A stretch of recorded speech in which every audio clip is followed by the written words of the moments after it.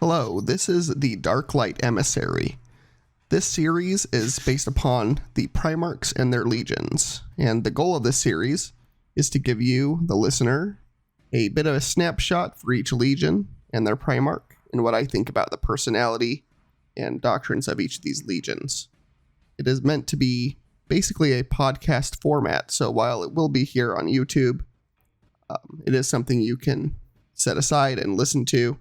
There is some visual element, but the visual element is not there to primarily be the focus in this situation. So if you just would like something to listen to hear a retrospective on a few of the lore topics in the setting, this is the series for you. A bit about me. I've been reading the novels for Warhammer for the last about 17 years. I have been reading the Horus Heresy the entire time from the beginning it started to the current Siege of Terra books being written, and we are getting close to finally drawing that series to a close. This series is not going to be exhaustive on everything about each of the Primarchs and their legions. Perhaps if there's more interest, I can do a better researched and scripted version of this. This is mostly going to be just my thoughts as they come to me for each of these legions initially. And so, if you wanted a brief snapshot and overview, this is the series for you. And I hope you enjoy this beginning. And I would love to get your feedback and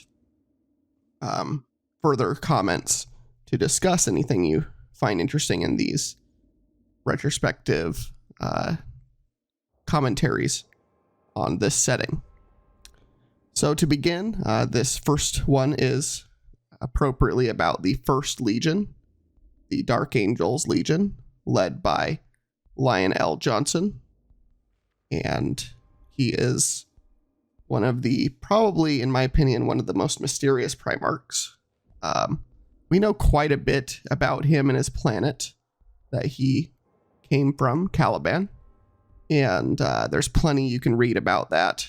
And but he is definitely still in lore circles, especially if you go to the Warhammer 40k lore subreddit, a topic of, is he truly a loyalist? Is he not? I would put him firmly in the loyalist camp for a number of reasons. He did go and destroy all of the traitor worlds, homeworlds of his brother Primarchs who betrayed the Emperor during the heresy. That's primarily what he was busy doing and why he was not present at the siege of Terra.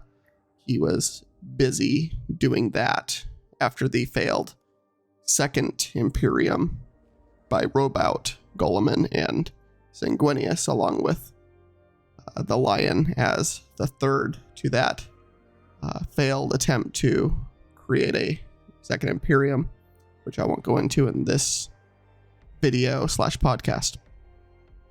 Now, the Lion himself, personality-wise, is kind of, I would call him cold and reserved. He tends to, I think, kind of stare into people's souls a bit.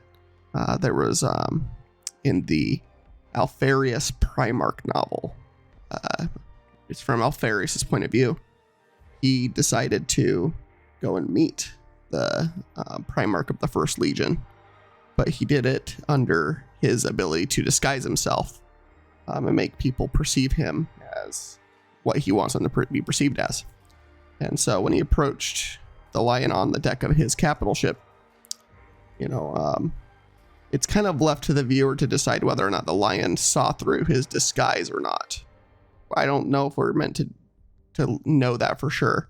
And I feel like that's a theme a lot with the Lion and the Dark Angels in general, is we don't know for sure at times about them. They're a legion of secrets, and they are a legion of secrets that keep those secrets very tightly taken.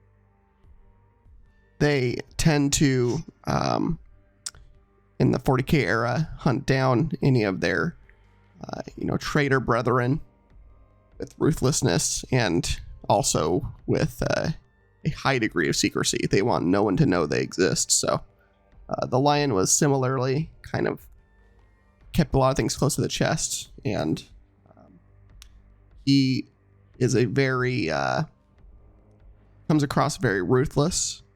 It seems to not even connect with his own legionaries very well. However, he does seem to train them very well.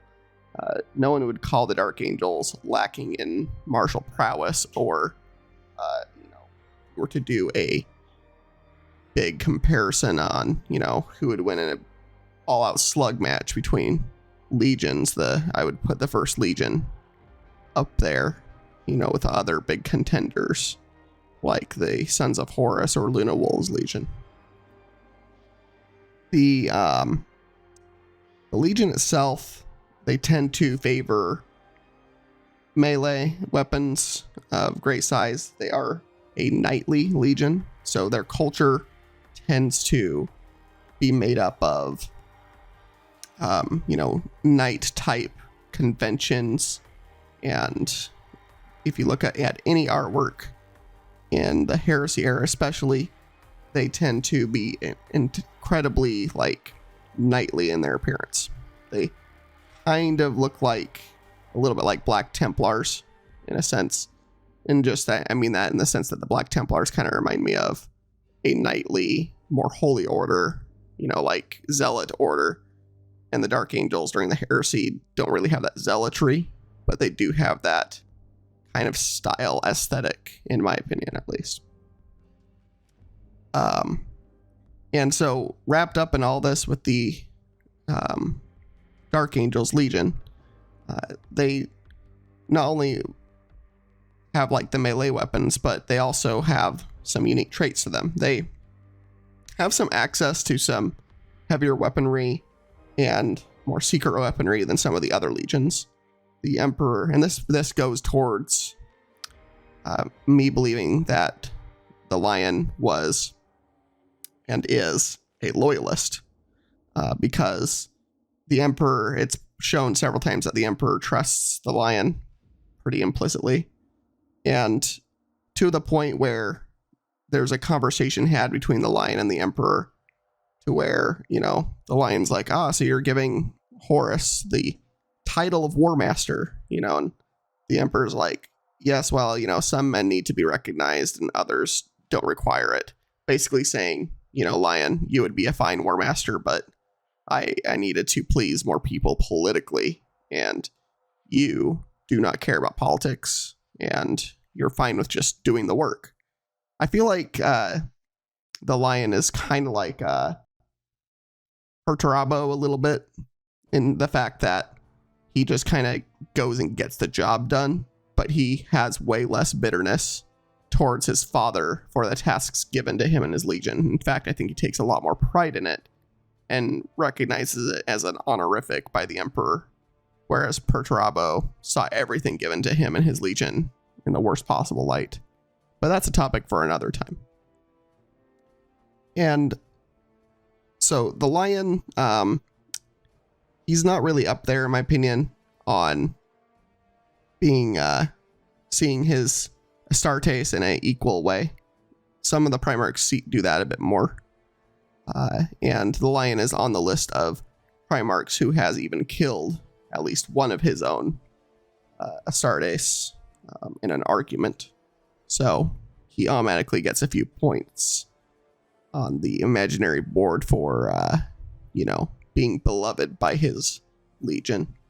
And that kind of also is inherent in how the Dark Angels eventually splintered a bit at the end of the Heresy era, where you end up with the Fallen and then the loyalist part of the Legion that stayed as a quote-unquote chapter. Although if you read anywhere into the current day Dark Angels, they are about as far from a chapter level strength and still tend to be a legion as any could be in the modern era.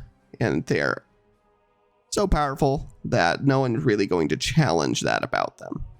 They tend to, any other apparatus within the legions, or I'm not sorry, not the legions, the Imperium, looks at that fight and says, do we really want to die on that hill? Is that worth our time?